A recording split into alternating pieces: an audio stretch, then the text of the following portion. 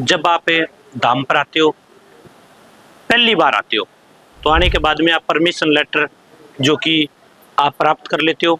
उसके बाद में आप दरबार में बैठ जाते हो। जैसे ही आपकी बारी आती है, आप इंतज़ार करते हो।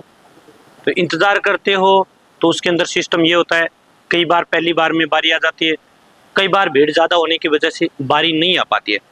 100 में से 98% चांस है कि पहली बार में बारी आ जाती है। फिर भी अगर बारी ना आ पाती है और अगली बार बारी आती है, तो आपको क्या करना है? सबसे पहले जितने घर के अंदर जीव है, जैसे सदस्य हैं, उनके सबके हाथ के धागे लेके जाने।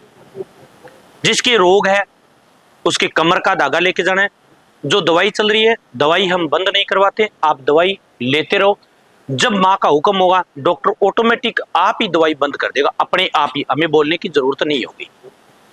अब जिसके रोग है वो कमर का धागा, घर का मुख्य द्वार का एक धागा लेके जाना है। घर के अंदर कोई पितर है, सक्रिय है, काम नहीं कर रहा है, या कोई देवी देवता है, वो सक्रिय रूप से काम नहीं कर रहे हैं, या घर के अंदर कोई नकारात्मक ऊर्जा है या भूत प्रेत है, तो जैसे आप धागा बांधोगे, वो भूत प्रेत है वो बाहर चला जाएगा, घर के अंदर सुख शांति हो जाएगी।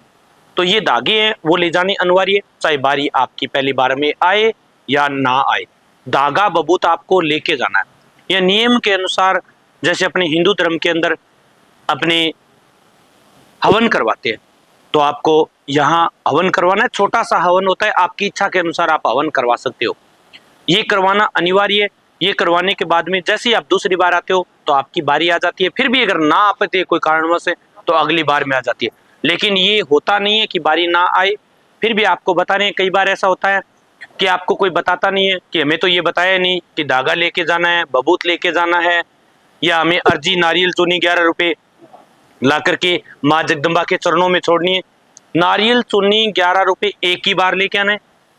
अपॉइंटमेंट एक ही बार लिया जाता है, बार बार लेने की जरूरत नहीं है, क्योंकि बार बार मिलने का समय नहीं मिल पाता है। तो अब ये जो चीजें हैं, ये ध्यान में रखना। धागा बबूत 100% लेके जाना है, चाहे बारी आए या ना आए। और विभूत यानी जो बबूत है, उसको सुबह शाम को पीना है। बबूती सुबह शाम स्नान करते हो, बाल्टी में डाल के स्नान करना है, घर में सुबह शाम छिड़कना है, गेट के आगे रेखा खींचनी है। इस प्रकार के जो उपाय हैं वो आपको करने हैं।